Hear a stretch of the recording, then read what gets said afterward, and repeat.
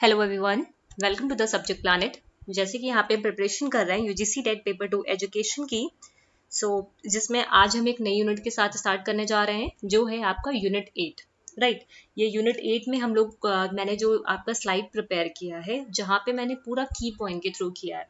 ठीक है, ये की पॉइंट्स में पूरे आपका स्लाइड रहने वाला है जिसमें आज हम कवर करने वाले हैं यूनिट 8 का ए सेक्शन, जहाँ पे हम लोग देखेंगे कि एजुकेशनल टेक्नोलॉजी क्या होती है एज अ डिसिप्लिन, जहाँ पे इंफॉर्मेशन टेक्नोलॉजी है, कम्युनिकेशन टेक्नोलॉजी है, इंफॉर्मेशन एंड कम्युनिकेशन टेक्नोलॉजी है, इंस्ट्रक्शन टेक्नोलॉजी है। इन सब के बारे में यहाँ पे हम लोग की पॉइंट से देखेंगे क्योंकि यहाँ पे ज्यादा डिटेल में जाने की जरूरत नहीं है क्योंकि एप्लीकेशन बेस्ड क्वेश्चन यहाँ से आते हैं ज्यादातर। उसके अलावा जितने भी नाम यहाँ पे मैंने हाईलाइट करके रखे हैं की पॉइंट्स, वो सब इंपॉर्टेंट है। ठीक है, वो एज ए की पॉइंट आपका यहाँ पे काम करेंगे। और कई सारी यहाँ पे थ्योरीज हैं आपकी। ठीक है, ब्रूनर की मतलब जैसे आपकी बिहेवियरिस्ट थ्योरी है, कॉग्निस्ट जो कनेक्शनिज्म है, और उसकी कॉग्निटिज्म की है, और कंस्ट्रक्टिविस्ट की है। ठीक है, ये आपका यूनिट 3 में भी कराया हुआ है। जो मैंने यूनिट 3 का आपको रिवीजन सीरीज कराया हुआ है, just a second, pen tap connect कर दूं।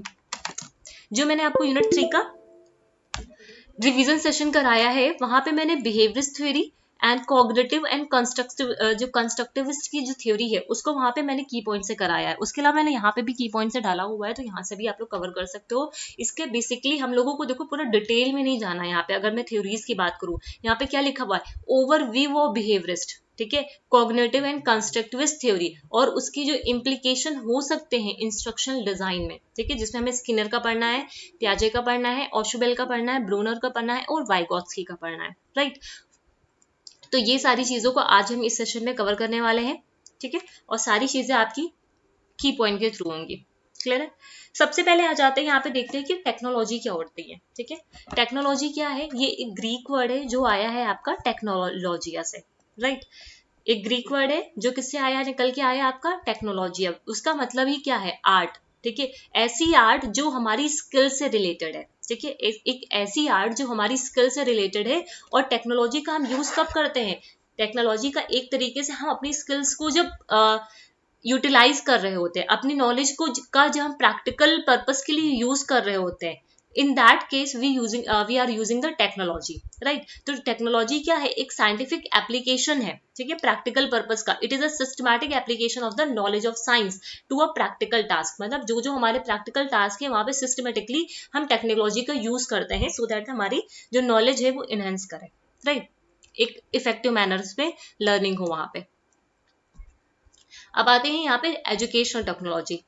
टेक्नोलॉजी क्लियर है, टेक्नोलॉजी का कंसेप्ट आया। टेक्नोलॉजी क्या है, टेक्नोलॉजी एक एप्लीकेशन है। ठीक है, टेक्नोलॉजी एप्लीकेशन है जहाँ पे हम साइंटिफिक नॉलेज जो होती है उसका प्रैक्टिकल पर्पस में वहां पे टेक्नोलॉजी का यूज करते हैं। ठीक है, एजुकेशनल टेक्नोलॉजी की अगर हम बात करते हैं तो एजुकेशनल टेक्नोलॉजी, इसके दो व्यूज हैं एजुकेशनल टेक्नोलॉजी का।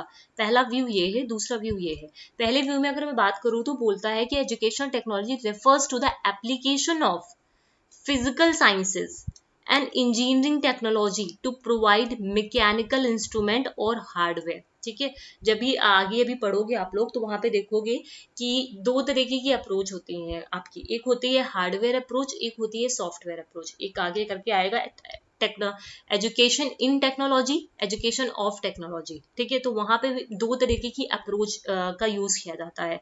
ठीक है, तो एजुकेशनल टेक्नोलॉजी में जो पहला पॉइंट आपका यहाँ पे बोल रहा है वो ये बोल रहा है, यहाँ पे फिजिकल एप्लीकेशन होता है फिजिकल साइंसेस का, इंजीनियरिंग टेक्नोलॉजी का, मैकेनिकल इंस्ट्रूमेंट को प्रोवाइड कराने के लिए। ठीक है, अब ये जो भी मैकेनिकल इंस्ट्रूमेंट हैं, ठीक है, वो किस लिए बनाए जाते हैं, आप एजुकेशनल टेक्नोलॉजी कई सारी टेक्नोलॉजी का यूज करते हो। ठीक है, लैब वगैरह में जाओ, आपकी कई सारी टेक्नोलॉजीज होती हैं।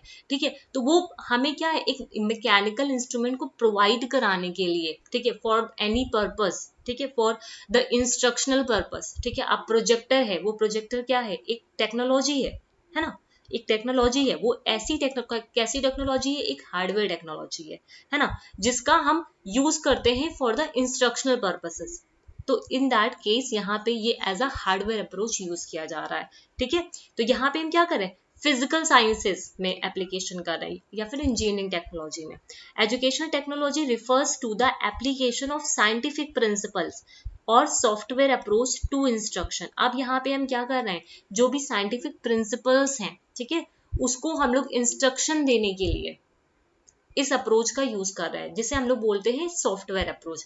और ये जो व्यू था आपका, ये सॉफ्टवेयर अप्रोच का, वो किसने दिया था? स्किनर ने, गैगनेज ने। इनका मतलब ये व्यू माना जाता है, इन्होंने एजुकेशनल टेक्नोलॉजी को एज अ सॉफ्टवेयर अप्रोच की तरह देखा। तो एजुकेशनल टेक्नोलॉजी दो तरीके से यूज होती है, एक होती है आपकी सॉफ्टवेयर अप्रोच में, एक होती है आपकी हार्डवेयर अप्रोच की तरह। अगर मैं हार्डवेयर अप्रोच की बात करूं तो एप्लीकेशन होता है इसका कहाँ पे? फिजिकल साइंसेज में, ठीक है, एंड इंजीनियरिंग टेक्नोलॉजी में इंस्ट्रूमेंट को प्रोवाइड कराने के लिए फॉर द पर्पस। अगर सॉफ्टवेयर में बात करूं, यहाँ पे क्या होते हैं? एप्लीकेशन किसका होता है? साइंटिफिक जो प्रिंसिपल्स हैं, ठीक है, साइंटिफिक जो प्रिंसिपल है उनकी एप्लीकेशन के लिए यहाँ पे यूज होता है, ठीक है। अब आते हैं इंफॉर्मेशन टेक्नोलॉजी। अगर इंफॉर्मेशन टेक्नोलॉजी की बात करें तो यहाँ पे ये दो वर्ड से मिलकर बना है, इंफॉर्मेशन, ठीक है। टेक्नोलॉजी तो हम लोग समझ है, टेक्नोलॉजी क्या चीज है, क्लियर है। अब बात यहाँ पे देखेंगे कि इंफॉर्मेशन क्या है। इंफॉर्मेशन क्या है? एक तरीके से अगर आप किसी से इंफॉर्मेशन की अगर बात कर रहे हो तो इंफॉर्मेशन का मतलब क्या है? कम्युनिकेट कर रहे हो उससे, अपनी नॉलेज को रिप्रेजेंट कर रहे हो वहां पे, है ना। नॉलेज को आप किसी को दे रहे हो या आप किसी को इन्फॉर्म कर रहे हो, है ना। तो it is a kind, it is any communication or representation of a knowledge such as fact, data, textual, numerical data, मतलब कुछ भी हो सकता है। इंफॉर्मेशन तो किसी भी फॉर्म में हो सकती है ना, जरूरी नहीं है कि वो फैक्ट्स में ही हो या फिर न्यूमेरिकल फॉर्म में ही हो, ऐसा नहीं है। मैं यहाँ पे सिर्फ दोनों शब्दों का मतलब आपको समझा रही हूँ। इंफॉर्मेशन क्या है? एक कम्युनिकेशन है या फिर रिप्रेजेंटेशन है नॉलेज का, ठीक है। और टेक्नोलॉजी क्या है आपका? एक आपका इंस्ट्रूमेंट है, ठीक है, जिसका हम यूज करते हैं, फिजिकली भी यूज किया जाता है एजुकेशन में, और एज अ हार्डवेयर अप्रोच की तरह भी इसका यूज किया जाता है और एज अ सॉफ्टवेयर अप्रोच की तरह भी इसका यूज किया जाता है। According to information technology association of America, ये डेफिनेशन है आपकी, ये हाईलाइट नहीं किया मैंने, आप लोग कर लीजिएगा, ठीक है, ये डेफिनेशन है। जो इंफॉर्मेशन टेक्नोलॉजी है एसोसिएशन ऑफ अमेरिका, उसने डिफाइन किया है, it is defined as the study, ये एक स्टडी है, डिजाइन है, डेवलपमेंट है, इम्प्लीमेंटेशन है, सपोर्ट और मैनेजमेंट है कंप्यूटर बेस्ड इंफॉर्मेशन सिस्टम का। जो कंप्यूटर बेस्ड इंफॉर्मेशन सिस्टम होती है उसका ये क्या है? एक सपोर्ट की तरह इसके लिए काम करती है, ठीक है। Particularly software application and computer hardware application, मतलब इंफॉर्मेशन जो टेक्नोलॉजी होती है वो क्या है? एक तरीके का वो एक डिजाइन है या फिर डेवलपमेंट है, ठीक है, एक इम्प्लीमेंटेशन है, किसका? सॉफ्टवेयर और हार्डवेयर अप्रोच का। ये जो हमारा कंप्यूटर बेस्ड जितनी भी इंफॉर्मेशन होती है उसको सॉफ्टवेयर अप्रोच की तरह या फिर हार्डवेयर अप्रोच की तरह कैसे हम इसको डिजाइन कर सकते हैं, कैसे हम इसको डेवलप कर पाएंगे, वो वाली सारी चीज है। देन आता है यूनेस्को। यूनेस्को ने डिफाइन किया है information technology is a systematic study of artifact. ये क्या है? सिस्टमैटिक स्टडी है आर्टिफैक्ट्स का, that can be use to give form to fact in order to provide meaning for decision making. मतलब ये सिस्टमैटिक तरीके से आपको क्या देता है? किसी भी फैक्ट्स को प्रेजेंट करता है, ठीक है। जैसे आप मीनिंगफुल एक मीनिंग में अपना एक मीनिंगफुल डिसीजन ले पाए, है ना। And artifacts that can be use for organization, processing, communication and application of information. ये जितने भी आर्टिफैक्ट्स हैं उनका हम क्या करते हैं? कम्युनिकेशन को प्रोसेस कराने के लिए, उसको ऑर्गेनाइज कराने के लिए, उस इंफॉर्मेशन को अप्लाई करने के लिए इसका यूज करते हैं, ठीक है। तो मुझे ये यहाँ से बेसिकली क्वेश्चंस आते नहीं है, बट मैंने यहाँ पे डाल दिया है ये इंफॉर्मेशन टेक्नोलॉजी का। तो इंफॉर्मेशन टेक्नोलॉजी एक तरीके से कह सकते हो रियल टाइम एक्सेस होता है यहाँ पे, ठीक है। आगे आ जाओ, भी आगे भी है। अब आ जाओ, पहले मैंने सबका अलग अलग से लिखा है कि इंफॉर्मेशन टेक्नोलॉजी क्या है, कम्युनिकेशन टेक्नोलॉजी क्या है, फिर आगे मैंने उसको बताया। कम्युनिकेशन टेक्नोलॉजी, अभी कम्युनिकेशन समझा ना, क्या है? इंफॉर्मेशन है, हम एक प्रोसेस है जब हम इंफॉर्मेशन को कम्युनिकेट कर रहे होते हैं डिफरेंट डिफरेंट इक्विपमेंट के साथ, ठीक है। जब आप प्रोग्राम को रन करा रहे होते हैं, मान लेते किसी प्रोग्राम को आप रन करा रहे हो, तो वहां पे क्या है? एक सॉफ्टवेयर अप्रोच का आप यूज कर रहे हो इंफॉर्मेशन को कम्युनिकेट कराने के लिए, है ना। इट इन्वॉल्व्स कंप्यूटर कैपेबिलिटीज, ठीक है। ये क्या इन्वॉल्व करता है? कंप्यूटर की कैपेबिलिटीज, जो इंफॉर्मेशन का एक्सचेंज करता है, ठीक है। दो कंप्यूटर्स हैं, ठीक है, ये कंप्यूटर की कैपेबिलिटी है कि इंफॉर्मेशन को एक दूसरे के साथ कैसे वो शेयर करेगा, ठीक है। ये अगर एजुकेशन सिस्टम में हम बात करें तो एक इंपॉर्टेंट रोल प्ले करता है, जिसकी वजह से हम इमीडिएट डिसीजन ले पाते हैं, ठीक है, जिसकी वजह से हम लोग इमीडिएट डिसीजन ले पाते हैं। According to the Oxford dictionary, the technology associated with data communication, ठीक है, उसे बोलते हैं कम्युनिकेशन टेक्नोलॉजी। ठीक है, कम्युनिकेशन वो टेक्नोलॉजी जो डेटा कम्युनिकेशन से जुड़ी हुई है उसे हम लोग बोलते हैं कम्युनिकेशन टेक्नोलॉजी। तो कम्युनिकेशन टेक्नोलॉजी क्या होती है? It refers to the process of communication, process of communicating information. हम यहाँ पे एक लाइन से भी इसको लिख सकते हो, एक पॉइंट में भी लिख सकते हो। It is the process of communicating information with the help of a different equipment. ठीक है, डिफरेंट डिफरेंट इक्विपमेंट के थ्रू ही आप क्या करते हो? इंफॉर्मेशन को प्रोसेस कराते हो, यहाँ पे कम्युनिकेट करते हो। ठीक है, अब ये करेक्टरिस्टिक्स आपकी इंफॉर्मेशन टेक्नोलॉजी के, ठीक है, इंपॉर्टेंट है। ये करेक्टरिस्टिक्स से क्वेश्चंस आते हैं आपके। रियल टाइम एक्सेस होता है इंफॉर्मेशन का, है ना? रियल टाइम एक्सेस होता है, मतलब वास्तविक समय में ही पहुंच जाती है। देखो, एक रियल मतलब तुरंत का तुरंत पहुंच जाता है इजिली। आपको जब रिसर्च वगैरह जब करने जाते हो तो इन्फॉर्मेशन टेक्नोलॉजी क्या करती है? आपको हेल्प करती है। शोध गंगा वगैरह में जाओ तो इजिली डेटा आपको मिल जाते हैं वहां पे। ठीक है, ये कनेक्ट करती है जोग्राफिकली, क्वेश्चंस पूछे हैं यहाँ से। ठीक है, ये कनेक्ट करती है जोग्राफिकली, जो डिस्पर्स्ड है, मतलब क्या है, आप बैठे हो एक सिटी में, आपको चाहिए इस कंट्री का डेटा, तो ये क्या इंफॉर्मेशन टेक्नोलॉजी क्या करती है? हेल्प करती है ना उस डेटा को आपके पास लाने में। ठीक है, और इजिली आ जाता है। ठीक है, acquisition, storage, manipulation, management, transmission और रिसेप्शन होता है जो भी डेटास होते हैं। ठीक है, एक्वाइजेशन होता है, स्टोरेज हो सकता है, मैनिपुलेट कर सकते हैं, मैनेजमेंट, ट्रांसमिशन, ये वाली सारी चीजें। और wider range of communication media का यहाँ पे यूज होता है। ठीक है, तो इसको एज अ पॉइंट ही आप लोग याद रखिएगा, क्योंकि इससे क्वेश्चन आपके आए हैं। जो ये मैंने पिछली आपको ये जो स्लाइड दिखाई है, यहाँ से क्वेश्चन बेसिकली नहीं पूछे गए हैं। जो क्वेश्चन आपके ये जो पूछे गए हैं यहाँ से आपके ये करेक्टरिस्टिक से पूछे गए हैं। ठीक है, अब इंफॉर्मेशन एंड टेक्नोलॉजी। ठीक है, अब देखो, अभी तक हम लोगों ने क्या पढ़ा? सबसे पहले पढ़ा टेक्नोलॉजी क्या होता है, फिर हमने क्या पढ़ा टेक्नोलॉजी के बाद? एजुकेशनल टेक्नोलॉजी क्या होता है, फिर हमने क्या पढ़ा? आपका IT, इंफॉर्मेशन टेक्नोलॉजी क्या होता है, फिर हमने पढ़ा आपका कम्युनिकेशन टेक्नोलॉजी क्या होता है। अब information technology and communication technology को सिर्फ जोड़ दिया गया है उसके काम को। इंफॉर्मेशन टेक्नोलॉजी और कम्युनिकेशन टेक्नोलॉजी का जो काम था, ठीक है, पीछा जो काम लिखा था उसको खाली जोड़ दो, यहाँ पे ऐड कर दो, बस वही है यहाँ पे। ICT stands for information and communication technology. अब ये जो टर्म्स है वो अपने आप में ही एक ब्रॉडर टर्म है। ठीक है, it refers to all communication technology, जितनी भी कम्युनिकेशन टेक्नोलॉजी है। ठीक है, जितने भी टूल्स हैं जिससे हम डेटा को रिट्राइव करा सकते हैं, स्टोर करा सकते हैं, ट्रांसमिट कर सकते हैं, मॉडिफाई करा सकते हैं इंफॉर्मेशन को डिजिटली, समझ रहे हो? डिजिटली, वो सारी कम्युनिकेशन टेक्नोलॉजीज, वो सारे टूल्स, ठीक है, जिसको हम एक्सेस कर सकते हैं, रिट्राइव कर सकते हैं, स्टोर कर सकते हैं, ठीक है, और ट्रांसमिट कर सकते हैं डेटास को। ठीक है, वो सब क्या होते हैं? इंफॉर्मेशन कम्युनिकेशन टेक्नोलॉजी के अंदर आते हैं। ICTs are also use to refer to the convergence. यहाँ पे मीडिया का क्या होता है? कन्वर्जेंस होता है। ठीक है, ये ध्यान रखना, ये इंपॉर्टेंट टर्म है।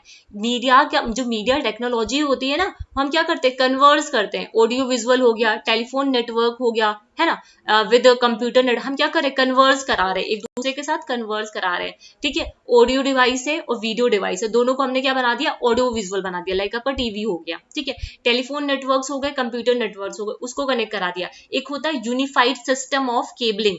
ठीक है, यूनिफाइड जो सिस्टम ऑफ केबलिंग होता है वो यही होता है जहां पे जो आपका टेलीफोन नेटवर्क होता है, ठीक है, उसको कंप्यूटर नेटवर्क के साथ जो होता है, ठीक है, वो होता है unified system of cabling, including signal distribution and management. यहाँ पे सिग्नल का डिस्ट्रीब्यूशन होता है, मैनेजमेंट होता है किसी लिंक के थ्रू। ठीक है, ठीक। अब आ जाए कुछ एग्जांपल्स हैं हमारे डेली लाइफ के ICT के, जो हमारे एवरीडे लाइफ में दिए जाते हैं। ठीक है, सबसे पहले आता है इसमें, इसको याद रखना, यहाँ से एक बारी को क्वेश्चन पूछा गया है कि ईमेल्स, ठीक है, ईमेल हो गया, E-कॉमर्स हो गया, ऑनलाइन बैंकिंग हो गई आपकी, है ना, और E-गवर्नमेंट हो गया, और E-लर्निंग हो गई। ठीक है, ईमेल जो होता है ये ऑनलाइन कम्युनिकेशन होता है। ठीक है, यहाँ से एक ही बारी को क्वेश्चन आया आपका, refers to the ICT in online communication.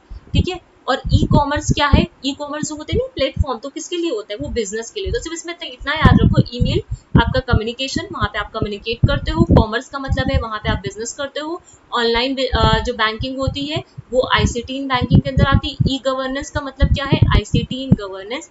E-लर्निंग आपका जो ICT इन लर्निंग, इसके साथ रेफर करता है। ठीक है, तो सिर्फ नाम याद रखना है यहाँ पे। क्या क्या एडवांटेज होते हैं आपके ICT के एजुकेशन में? क्विक एक्सेस होता है इंफॉर्मेशन का। ठीक है, जल्दी आप कोई भी, जैसे आपको रिव्यू लिटरेचर पढ़ने, बहुत सारे पढ़ने हैं, जरूरी नहीं है आप इंडिया का ही पढ़ो। अदर कंट्रीज का भी पढ़ सकते हो, तो क्विकली आप डेटा को वहाँ के एक्सेस कर पाते हो। जितने भी डेटा अपडेटेड डेटा होते हैं, जैसे आपकी पॉपुलेशन अपडेट हो रही है, नई नई रैंकिंग्स आ रही हैं, तो डेटा क्या होता है, अपडेट होता रहता है ना, तो इजिली वो अवेलेबिलिटी होती है।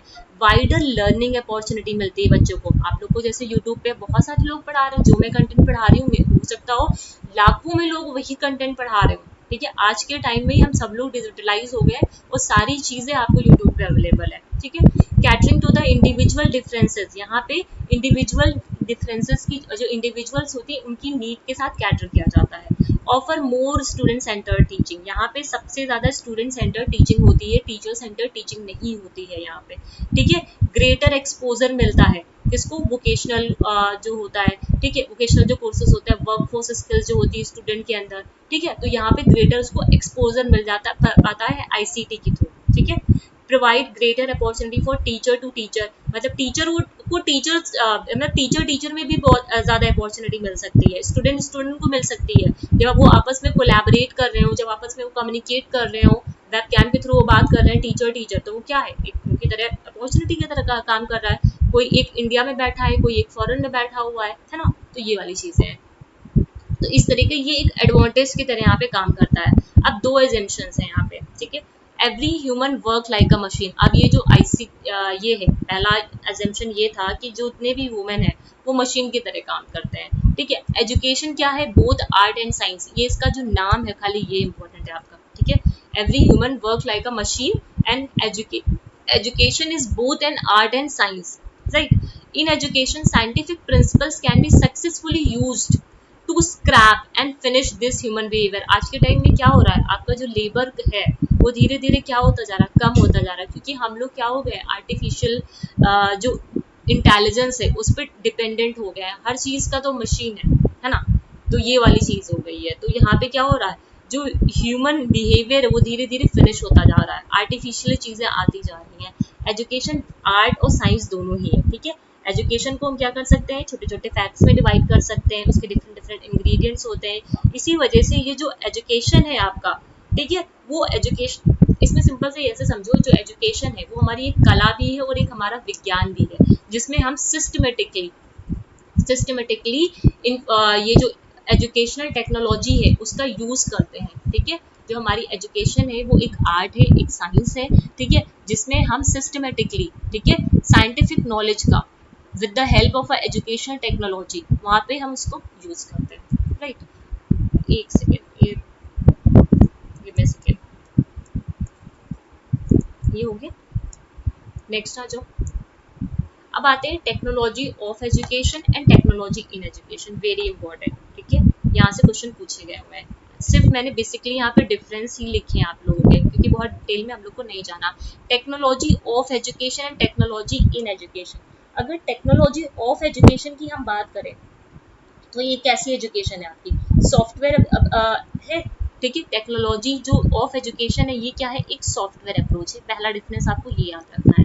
टेक्नोलॉजी इन एजुकेशन वो कैसा है, ये एक आपका हार्डवेयर अप्रोच है, ठीक है। It is based on the principle of physical sciences और इंजीनियरिंग साइंसेज, अभी हम लोगों ने देखा। It is based on the child psychology, ठीक है, जो चाइल्ड की साइकोलॉजी है, ठीक है, ये जो सॉफ्टवेयर अप्रोच है उसका जो मेंटल लेवल है, उसकी जो नीड्स है, उसकी जो एबिलिटी है उसके अकॉर्डिंग यहाँ पे होता है, ठीक है। फिर आता है यहाँ पे its origin lies in the application of behavioural science, ठीक है। ये कहाँ से आता है, बिहेवियरल साइंसेस की जो प्रॉब्लम होती है वहां से आता है। ये कहाँ से आता है, फिजिकल साइंसेस और इंजीनियरिंग साइंसेस में, ठीक है। ये एक तरीके का इंस्ट्रूमेंट है आपका, ठीक है। It can be also refers as purposeful utilization in combination और separately of object, technique, device, event and relationship to increase the effectiveness of educational purpose। तो ये क्या है, mainly concerned with the electric and electronic जो gadgets होते हैं आपके, ठीक है। जैसे आप लैब में जा रहे हो, जितने भी आपके गैजेट्स वगैरह रखे हुए हैं, मशीन्स वगैरह रखे हैं, वो क्या है, टेक्नोलॉजी इन एजुकेशन है। अब उस टेक्नोलॉजी जो आपकी जो टेक्नोलॉजी है आपके लैब में जो रखी हुई है उसका यूज करके, ठीक है, हम कैसे बच्चे की मीनिंगफुल लर्निंग करा पा रहे हैं, ठीक है, पर्पसफुली उसको लर्न करा पा रहे हैं, उसकी लर्निंग को कैसे हम इनहेंस करा पा रहे हैं। ये जो टेक्नोलॉजी है वो क्या करती है, हमारी लर्निंग को फैसिलिटेट करती है, हमारी लर्निंग को क्या, ये जो प्रोजेक्टर आपके क्लासरूम में वगैरह में लगे होते हैं वो क्या करते हैं, हमारी लर्निंग को फैसिलिटेट करते हैं, लेकिन हम उसका जब यूज करते हैं, ठीक है, उसकी जब उस प्रोजेक्टर को यूटिलाइज करते हैं, ठीक है, हम उस प्रोजेक्टर पे जब कोई टॉपिक पढ़ा रहे होते हैं, लाइक आपका स्लाइड ही हो गया ना, स्लाइड पे मैं कोई चीज पढ़ा रही हूँ, जो ये लैपटॉप है, लैपटॉप क्या है, टेक्नोलॉजी इन एजुकेशन, मतलब ये आपका हार्डवेयर है। अब इस हार्डवेयर पे मैंने जो स्लाइड्स बनाई है, इसके थ्रू मैं जो आपको पढ़ा रही हूँ, ये एक सॉफ्टवेयर अप्रोच है, ठीक है, ये क्या है, आपकी एक सॉफ्टवेयर अप्रोच है। प्रोग्राम्स ऑन रेडियो, जो प्रोग्राम्स आते हैं रेडियो पे, रेडियो क्या है, आपका हार्डवेयर है, और प्रोग्राम्स जो उस पे आ रहे हैं वो आपका सॉफ्टवेयर है। ओवरहेड जो प्रोजेक्टर्स होते हैं, ठीक है, वो ओवरहेड जो प्रोजेक्टर्स हैं वो क्या है आपके, वो आपका हार्डवेयर है, लेकिन उस पे जो प्रोग्राम्स आ रहे हैं, जो स्लाइड्स आ रही हैं, मैं ये जो स्लाइड्स आपको पढ़ा रही हूँ, ये सब क्या है, ये आपकी सॉफ्टवेयर है, बस, ठीक है, यही चीज है। जितने भी टेंजिबल एस्पेक्ट्स होते हैं वो सारे क्या होते हैं, टेक्नोलॉजी इन एजुकेशन के अंदर आते हैं। तो यही याद रखना कि टेक्नोलॉजी ऑफ एजुकेशन आपका सॉफ्टवेयर अप्रोच होता है, और टेक्नोलॉजी इन एजुकेशन आपका हार्डवेयर अप्रोच होता है, ठीक है। अब ये जो हार्डवेयर और सॉफ्टवेयर अप्रोच है, उनका ये क्लासिफिकेशन है, ठीक है, जिसमें rigid craft hardware and soft craft hardware. Rigid में ऑडियो अप्रोच हो गया, विजुअल हो गया, ऑडियो के अंदर क्या आता है आपका, radio, transistor, tape recorder, visual में आपका प्रोजेक्टर, स्लाइड, कंप्यूटर, है ना, इनके नाम खाली याद रखिएगा। ऑडियो विजुअल में आपका टीवी हो गया, वीडियो टेप हो गया, ठीक है। ग्राफिक्स, ग्राफिक क्या आपका हार्डवेयर है, नहीं है ना, ग्राफिक तो आपका हार्डवेयर है नहीं, जहाँ पे चार्ट, ग्राफ, पोस्टर ये सारे आ जाएंगे। प्रेजेंटेशन, आप पिक्चर्स का कर सकते हो, बुलेटिन बोर्ड वगैरह जो आते हैं आप लोगों के, है ना, और 3 डायमेंशनल में मॉडल को प्रेजेंट करते हो, फैक्चुअल जो मटेरियल्स होते हैं वो सारी चीजें, ठीक है, तो यहाँ पे नाम याद रखना है। अब एजुकेशनल टेक्नोलॉजी में बेसिकली 3 टेक्नोलॉजी का यहाँ पे ज्यादा यूज किया जाता है, ठीक है, 3 कॉमनली जो ऐसे तो बहुत सारे हैं, सिंक्रोनस है, मतलब असिंक्रोनस है, कई सारे हैं, ऑडियो विजुअल बहुत सारे हैं, लेकिन जो कॉमनली जो एक्सेप्टेड टाइप्स हैं आपके एजुकेशनल टेक्नोलॉजी में, वो है teaching technology, behaviour technology and instructional technology, है ना, समझ रहे हो, 3 टाइप्स हैं, teaching technology, behaviour technology and आपको कौन सा हो गया, इंस्ट्रक्शनल टेक्नोलॉजी, क्लियर है बातें। उसके अलावा 3 कंपोनेंट्स हैं एजुकेशनल टेक्नोलॉजी के, एम क्यू, ठीक, और इसके अलावा जैसे ये मेथड हो गया, मीडिया हो गया, मटेरियल हो गया, इसके अलावा एक मैन पावर भी आता है, ठीक है, जो मैन पावर होता है, ठीक है, जो मैन पावर होता है, ठीक है, इसके अलावा जो मैन पावर होता है वो एक इसेंशियल कंपोनेंट होता है आपका, ये अपनी कॉपी में लिखिएगा। ये जो एमक्यू क्या है, 3 कंपोनेंट है एजुकेशनल टेक्नोलॉजी के, ये ध्यान रखना, इसके नाम एक ही बार को पूछा गया हुआ, ये आपके पीवाईक्यू में है। और इसके अलावा जो मैन पावर है, ये भी इस एम से ही आता है आपका, इसके अलावा जो मैन पावर है वो एक इसेंशियल कंपोनेंट है आपका एजुकेशनल टेक्नोलॉजी का।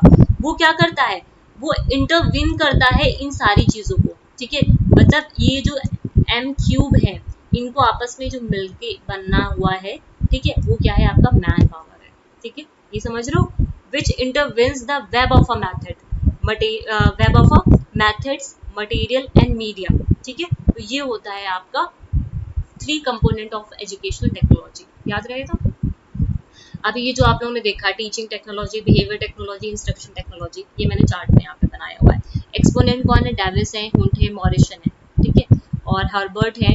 बिहेवियर टेक्नोलॉजी के बीएफ स्किनर है, फ्लैंडर है, ओबर है, एमाइडन, नाम इंपॉर्टेंट है ये आपका, ठीक है, ये लम्सडेन है, ब्रूनर है, और शुबेल है, ग्लाशर है। पर्पस क्या है, अब टीचिंग टेक्नोलॉजी का क्या पर्पस है, जो आपका cognitive, affective and psychomotor domain है उनको डेवलपमेंट करना। बिहेवियर में भी आपका कॉग्निटिव, अफेक्टिव एंड साइकोमोटर, उम्मीद करते हो ये कॉग्निटिव, अफेक्टिव एंड साइकोमोटर जो डोमेन्स हैं 3 आपके, ठीक है, ये आप लोग को पता होंगे कि ये cognitive, affective and psycho domains में कौन कौन से होते हैं, ठीक है, और यहाँ पे इंस्ट्रक्शन में क्या आता है आपका, कॉग्निटिव डोमेन आता है खाली, ठीक। इसका बेसिस क्या है आपका, फिलोसफी, साइकोलॉजी एंड साइंस, और बिहेवियर का बेसिस क्या है, साइकोलॉजी। इंस्ट्रक्शनल जो टेक्नोलॉजी उसका बेसिस क्या है, साइकोलॉजी एंड साइंस। अप्रोचेस की अगर हम बात करें तो यहाँ पे हार्डवेयर और सॉफ्टवेयर दोनों यूज होती है, लेकिन बिहेवियरिज्म जो होती है वहाँ पे क्या होते हैं, चाइल्ड साइकोलॉजी का यूज किया जाता है, तो ये कैसी अप्रोच को यूज करेगा, सॉफ्टवेयर अप्रोच को। इंस्ट्रक्शनल टेक्नोलॉजी तो हार्डवेयर अप्रोच ही होगी आपकी। टीचिंग टेक्नोलॉजी में हम टीचर्स पे फोकस करते हैं, बिहेवियरल टेक्नोलॉजी में हम स्टूडेंट्स है, सॉरी एक सेकेंड, स्टूडेंट नहीं है, मैं गड़बड़ बता गई। जब हम बात करते हैं टीचिंग टेक्नोलॉजी में, तो टीचिंग टेक्नोलॉजी में हम टीचिंग पे फोकस करते हैं कि टीचर्स क्या पढ़ा रहे हैं, ठीक है, उनकी टीचिंग कैसी है, ठीक है, उस पर फोकस करते हैं। बिहेवियर टेक्नोलॉजी में जो टीचर्स हैं वो कैसे पढ़ा रहे हैं, ठीक है, वो बच्चे की नीड्स के साथ कैटर कर पा रहे हैं, नहीं कर पा रहे हैं। इंस्ट्रक्शन में हम उनके इंस्ट्रक्शंस पे फोकस करते हैं। एप्लीकेशन कहने का मतलब क्या है, टीचिंग जितनी ज्यादा टीचिंग अच्छी होगी, ठीक है, उतनी ही ज्यादा हमारी क्लासरूम इफेक्टिव और पर्पसफुल होगी। यहाँ पे क्या होता है, इफेक्टिव टीचिंग स्किल्स का यूज किया जाता है, यूज करते हैं टीचर्स। यहाँ पे सेल्फ स्टडी, करस्पॉन्डेंस और रेमेडियल स्टडी सारी चीजें आ जाती हैं। ठीक, अब ये जो पूरा इंटायर आपका टेक्नोलॉजी है, एजुकेशनल टेक्नोलॉजी, ठीक है, वो लाई किस प्रिंसिपल पे करता है, use of broad ranges of resources, पहली पॉइंट, ठीक है। इम्फेसाइज किस पे करता है, इंडिविजुअलाइज लर्निंग पे, ठीक है। इम्फेसिस किस पे है, सिस्टम अप्रोच पे। अब ये सिस्टम अप्रोच देखेंगे, सिस्टम अप्रोच होता क्या है, कि जिस तरह से एजुकेशनल टेक्नोलॉजी आपका काम करता है, ठीक है। ये सिस्टम अप्रोच क्या है, ये इम्फेसाइज करता है सिस्टम अप्रोच पे, जहाँ पे सबसे पहले एनालिसिस करता है कि क्या बच्चों की नीड है, ठीक है, क्या हमें कैसे प्लानिंग करनी है, मतलब उनकी नीड के साथ पहले, ठीक है, इंडिविजुअल डिफरेंसेस को चेक करता है, पूरी वो एनालिसिस करता है, फिर प्लानिंग करता है, प्लानिंग के बाद मैनेजमेंट करता है, फिर मॉनिटरिंग करता है, लास्ट में इवैल्यूएशन करता है। तो ये क्या है, एक सिस्टम अप्रोच है, ठीक है। अब सिस्टम अप्रोच का यूज कैसे कर सकते हैं हम, यहाँ से criteria, setting the criteria for the assessment of teaching, ठीक है, with the use of a system approach हम क्या सेट करते हैं, टीचिंग की असेसमेंट का क्राइटेरिया सेट करते हैं। यहाँ पे टास्क एनालिसिस होता है, टास्क को हम एनालाइज करते हैं। इम्फेसाइज किस पे होता है, जो इंस्ट्रक्शनल ऑब्जेक्टिव्स होते हैं उन पे यहाँ पे इम्फेसाइज सबसे ज्यादा किया जाता है। तो ये स्लाइड से आपको इसका यहाँ पे ध्यान रखना है, ठीक है, क्लियर है। मैंने बहुत प्रिसाइज वे में सारी चीजों को लिखा है, उम्मीद करती हूँ चीजें आप लोग को समझ में आ रही होंगी, ठीक है। अब आते हैं इंस्ट्रक्शन। अभी यहाँ पे हम लोग पढ़ रहे थे बार बार इंस्ट्रक्शन टेक्नोलॉजी, इंस्ट्रक्शन टेक्नोलॉजी है क्या, इंस्ट्रक्शन टेक्नोलॉजी, ठीक है।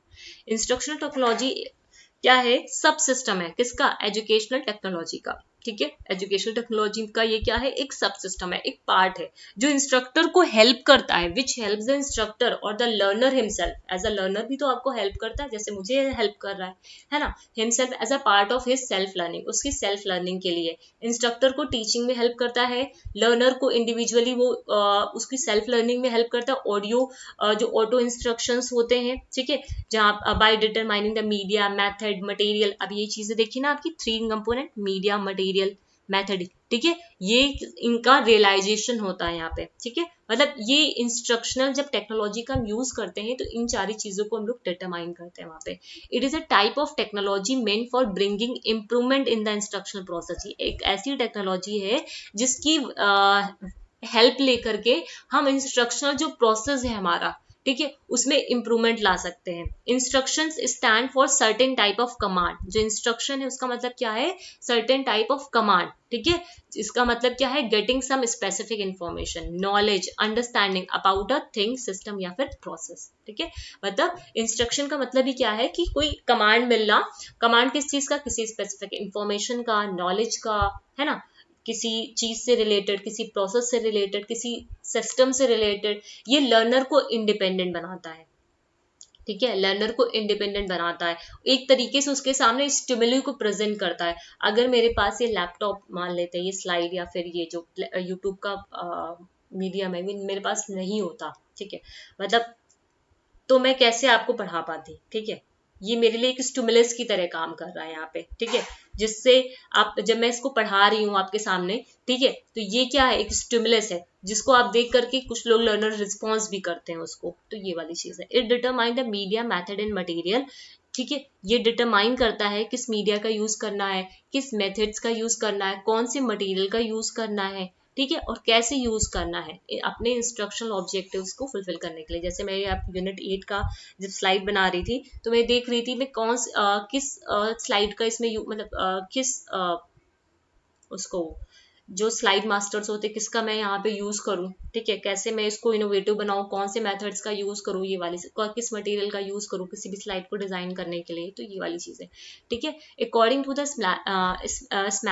स्मेल्डिंग L Lowther Russell, it is defined as a integration of teacher and student use and knowledge of tools and techniques to improve the student learning. ये एक तरीके का यहाँ पे क्या होता है, इंटीग्रेशन होता है स्टूडेंट और टीचर्स के यूज का, ठीक है, जो स्टूडेंट और टीचर का यूज है उसका यहाँ पे इंटीग्रेशन होता है कि कैसे उनकी नॉलेज को, ठीक है, टूल के जरिए या फिर किसी टेक्निक के जरिए उनकी लर्निंग को इम्प्रूव करा जाए।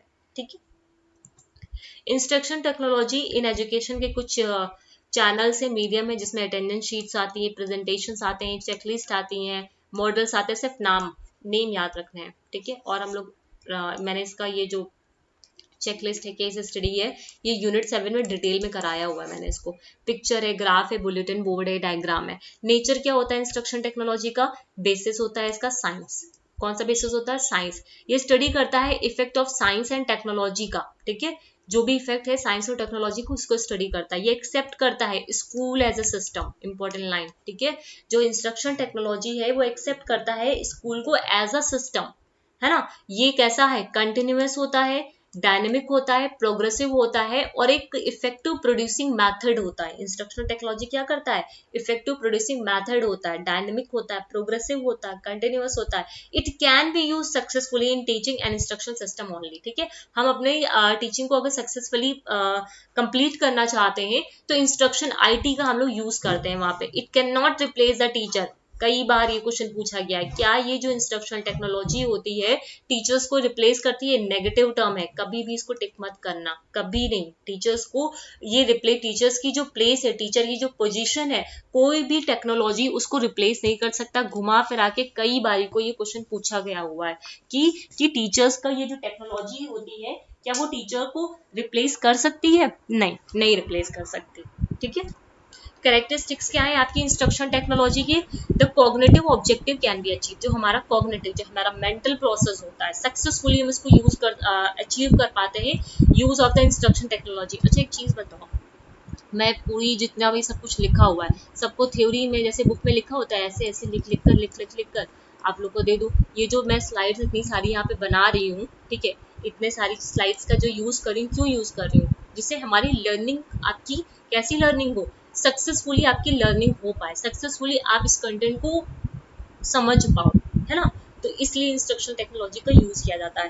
रीइंफोर्समेंट ये प्रोवाइड करता है राइट रिस्पॉन्स के लिए, with the help of a right response. ठीक है, रीइंफोर्स करता है। इंडिविजुअल डिफरेंसेस को यहाँ पे ध्यान में रखा जाता है, और स्टूडेंट खुद से भी यहाँ पे इंस्ट्रक्शन टेक्नोलॉजी का यूज करके पढ़ सकता है, जैसे आप लोग पढ़ते ही हो लैपटॉप वगैरह यूज करके, टैबलेट का यूज करके, है ना। क्या क्या सिग्निफिकेंस होते हैं एजुकेशनल टेक्नोलॉजी का, ये भी इंपॉर्टेंट है। एक्सेस करता है वेराइटी ऑफ लर्निंग रिसोर्सेज को, डिफरेंट डिफरेंट लर्निंग रिसोर्सेज का आप लोग यूज कर सकते हो। इमीडिएसी होती है इन्फॉर्मेशन में, एनी टाइम लर्निंग, किसी भी टाइम पे लर्निंग कर सकते हो। मैंने ये वीडियो अभी अपलोड की है, आप चाहो तो 4 दिन बाद देखो, आप चाहो तो रात में देखो, आप चाहो तो तुरंत देखो, है ना। यहाँ पे कोलैबोरेटिव लर्निंग होती है, एक साथ बहुत सारे बच्चे इसको यहाँ से सीख सकते हैं। ठीक है, डिस्टेंस लर्निंग है, जरूरी नहीं है हर कोई मेरे ही सिटी से बिलोंग करता हो, मेरे घर के आसपास हो, दूर दूर से भी रहते हैं।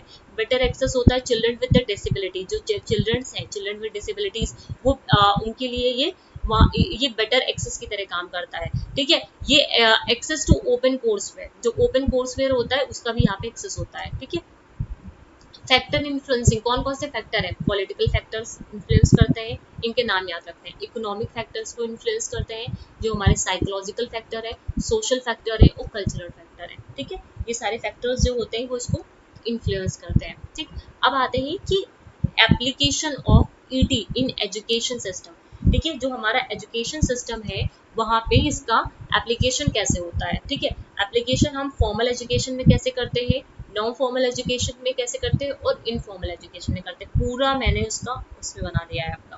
ठीक है, पूरा लिखा नहीं है। फॉर्मल एजुकेशन आप लोग को पता है, नॉन फॉर्मल पता है, और इनफॉर्मल भी पता है। ठीक है, अब देखो फॉर्मल क्या है आपका? हायरार्किकली एक स्ट्रक्चर होता है। ठीक है, full time technical and professional training होती है यहाँ पे। जनरल अकेडमिक जो स्टडीज होती हैं आपकी वो यहाँ पढ़ाई जाती है। क्रोनोलॉजिकली ग्रेडेड होते हैं, पहले आप फर्स्ट पढ़ोगे, सेकंड पढ़ोगे, फिर 12th पे जाओगे, ऐसे सो ऑन ऐसे करके। एजुकेशन प्रोग्राम कैसे रन करते हैं? प्राइमरी से लेके यूनिवर्सिटी लेवल तक। तो ये कैसी होती है हमारी जो फॉर्मल एजुकेशन चल रही है। Non formal, any organize educational activity जो हमारी फॉर्मल सिस्टम के बाहर होती है। ठीक है, वो कोई भी ऑर्गेनाइज एजुकेशनल जो एक्टिविटीज होती है, समर कैंप लगना, जो वो होते हैं, क्या बोलते हैं, सेमिनार्स होते हैं, है ना, आउटसाइड द जो फॉर्मल सिस्टम। ठीक है, वो होती है हमारी non formal. It is flexible and work according to student choice. ये कैसी होती है, फ्लेक्सिबल होती हैं और स्टूडेंट की चॉइस के अकॉर्डिंग होती है, फुली लर्नर सेंटर्ड होती है, नॉन अथॉरिटेरियन होती है। जैसे आप लोग सेमिनार वगैरह वर्कशॉप वगैरह में जाते हो तो कैसा होता है, सभी को मौका मिलता है ना। It built on a learner participant, हर कोई वहाँ पे पार्टिसिपेट कर सकता है। इनफॉर्मल कैसा होता है, अनस्ट्रक्चर्ड होता है, ठीक है। यहाँ पे लर्नर कैसे सीखते हैं, अपने रियल वर्ल्ड से सीखते हैं, अपनी फैमिली से सीखते हैं, अपने नेबर से सीखते हैं, पीयर से सीखते हैं, वहाँ से सीखते हैं। इंडिविजुअल खुद मतलब जो भी यहाँ पे वो खुद की आइडेंटिटी को डिटरमाइन कर पाते हैं। It is determined by an individual, मतलब ये इंडिविजुअल डिटरमाइन करता है। लाइफ लॉन्ग प्रोसेस होता है, इंडिविजुअल एक्वायर करते हैं एटीट्यूड, वैल्यूज, स्किल्स, कहाँ से, रियल वर्ल्ड से। और यहाँ पे कौन कौन आते हैं, family, neighbour, market place, library, mass media, ये सारी चीजें यहाँ पे आती हैं, ठीक है। डिफरेंट डिफरेंट टाइप्स की टेक्नोलॉजी का फॉर्मल एजुकेशन में यूज किया जाता है, ठीक। अब ये जो जितने भी हैं, ठीक है, ये स्मार्ट जितने भी टेक्नोलॉजीज हैं आपकी फॉर्मल एजुकेशन में जो हम लोग यूज कर रहे हैं, जैसे आपका मिनी बोर्ड हो गया, है ना, स्मार्ट टेक्नोलॉजी हो गई, स्मार्ट क्लासरूम हो गया, क्लासरूम जो पीसीज हो गए, तो आपको इन सबके नाम याद रखने हैं, ठीक है। कौन कौन से यहाँ पे यूज किए जाते हैं, आपके मिनी बोर्ड हो गए, स्मार्ट, और भी कई सारे होते हैं, मैंने 4-5 यहाँ पे लिखे हैं। स्मार्ट क्लासरूम हो गए, क्लासरूम पीसीज हो गए, ठीक। और इनफॉर्मल जो होती है एजुकेशन, वहाँ पे न्यूज़पेपर हो गया, मैगजीन हो गया, रेडियो हो गया, इंटरनेट हो गया, सोशल मीडिया, इंटरनेट, है ना, स्मार्टफोन्स, मोबाइल, ये सारे, ठीक है। नॉन फॉर्मल में क्या क्या यूज करते हैं, डिजिटल लर्निंग सोर्सेस, ठीक है, सिंक्रोनस और असिंक्रोनस। अब देखो ये सिंक्रोनस और सिंक्रोनस क्या होता है, सिंक्रोनस वो होता है जहाँ पे लाइव क्लास चल रही होती है, ठीक है, सिंपल लैंग्वेज समझाते हो, ठीक है। लाइव क्लास चल रही है, वो क्या है आपका सिंक्रोनस। अभी जो मैं वीडियो अपलोड करूंगी ये कैसा है आपका, असिंक्रोनस है, ये रियल टाइम पे नहीं होता है, ये रियल टाइम पे होता है, ठीक है, रियल टाइम पे यहाँ पे होता है। मतलब लाइव क्लास चल रही है, आप उसको अटेंड कर रहे हो, तो ये क्या है, सिंक्रोनस है, ठीक है। असिंक्रोनस क्या है, ये जो आपका वीडियो मैं अपलोड करती हूँ, बाद में आप लोग उसको देखते हो, वो होता है आपका असिंक्रोनस। जो कंप्यूटर असिस्टेड असेसमेंट होते हैं वो होते हैं, वर्चुअल लर्निंग जितने भी इन्वॉल्वमेंट होते हैं, ई लर्निंग जो होती है, ये सब कहाँ से आती है, आपकी नॉन फॉर्मल में आती है, ठीक है। ये एक आपका ही स्लाइड रह गया है, ठीक है। यहाँ पे जो इंक्लूसिव एजुकेशन है उसमें भी एप्लीकेशन होता है, चलो इसे मैं कल करा दूंगी यहाँ पे। अब आ जाते हैं फॉर्म्स ऑफ टेक्नोलॉजी में, ठीक है। 3 तरीके की फॉर्म्स होती है टेक्नोलॉजी की। एक होता है digital resources, computer mediated communication, disruptive technology. इससे क्वेश्चन आए हैं आपके, डिसरप्टिव टेक्नोलॉजीज, यहाँ से क्वेश्चन है। फॉर्म्स ऑफ टेक्नोलॉजी कौन कौन सी होगी, डिजिटल रिसोर्सेज हो गए आपके, कंप्यूटर मीडिएटेड कम्युनिकेशन हो गई, डिसरप्टिव टेक्नोलॉजीज हो गई। डिजिटल रिसोर्सेज क्या है आपके, ये एक डिजिटल रिसोर्सेज पता है ना, मतलब क्या होता है, यहाँ पे हम अ, जो भी डेटा होते हैं उनको हम डिजिटली क्रिएट करते हैं, कन्वर्ट करते हैं, है ना। डिजिटली जो भी मटेरियल्स हैं, डेटा हैं, मतलब जो भी मटेरियल डेटा है उसको डिजिटली हम लोग कन्वर्ट कर देते हैं, किसमें, डिजिटल फॉर्मेट में। जो भी डेटा, जो भी आपके फैक्ट्स हैं, जो भी मटेरियल है, उसको हम लोग क्या कर देते हैं, डिजिटल फॉर्मेट में कन्वर्ट कर देते हैं। ये है हमारा digital resources. Digital learning resources are learning resources that aid student, ये स्टूडेंट को क्या करते हैं, एड करते हैं, टीचर्स को एड करते हैं इन द एजुकेशनल प्रोसेस, ठीक है। एजुकेशनल प्रोसेस में हेल्प करते हैं उनकी। Their intent is to increase student, इनका जो मेन इंटेंट होता है डिजिटल रिसोर्सेज का, वो क्या होता है, स्टूडेंट की लर्निंग को इंक्रीज करना, उनका ज्यादा से ज्यादा इंगेजमेंट लेके आना लर्निंग के थ्रू, ठीक है। ये एक तरीके से हमारी लर्निंग को बहुत ईजियर बनाता है, इजिली एक्सेसिबल होता है, ठीक है।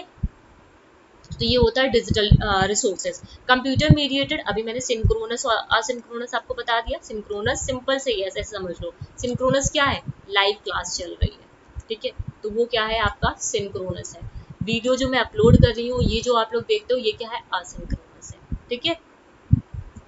डिसरप्टिव टेक्नोलॉजी एक ऐसी, क्वेश्चन इंपॉर्टेंट है डिसरप्टिव टेक्नोलॉजी वाला। डिसरप्टिव टेक्नोलॉजी एक as is a new way of doing something that cause a change in existing industry or bring upon the new market. मतलब ये जो डिसरप्टिव टेक्नोलॉजी है वो क्या करता है, जो हमारी एग्जिस्टिंग इंडस्ट्री है वहाँ पे क्या करता है, चेंजेस लेके आता है, चेंज लाता है और एक नई मार्केट को डेवलप करता है। Disruptive technology has a potential, disruptive technology के अंदर पोटेंशियल है कि वो रिप्लेस कर सकता है एग्जिस्टिंग जो सिस्टम है उसको, ये क्या करता है, रिप्लेस कर देता है। एग्जिस्टिंग जो हैबिटेट है उसको ये रिप्लेस कर देता है, किसके साथ, किसी नए के साथ, ठीक है। तो सिर्फ इतना याद रखना कि ये क्या करता है, ये एक इनोवेशन की तरह काम करता है, ठीक है। ये क्या है, एक इनोवेशन की तरह यहाँ पे काम करता है। डिस्रप्टिव टेक्नोलॉजी क्या है, न्यू इनोवेशन लेके आता है। क्या लेके आता है, न्यू इनोवेशन लेके आता है, मार्केट को अल्टर करता है, ठीक है। 12 डिस्ट्रप्टिव टेक्नोलॉजीज है, नाम वेरी इंपॉर्टेंट, नाम आपको यहाँ पे याद रखने हैं। आर्टिफिशियल इंटेलिजेंस हो गया, advance oil gas exploration and recovery हो गया, रेन्यूएबल एनर्जी हो गई आपकी, ग्लोबल इंटरनेट सिर्फ नाम यहाँ पे याद रखना है, इसका डिटेल में नहीं पढ़ना। पेनिट्रेशन या आपका हम लोग इन्वॉल्वमेंट नहीं पढ़े जो बहुत डिटेल में जाए, हमें सिर्फ नाम याद रखना है।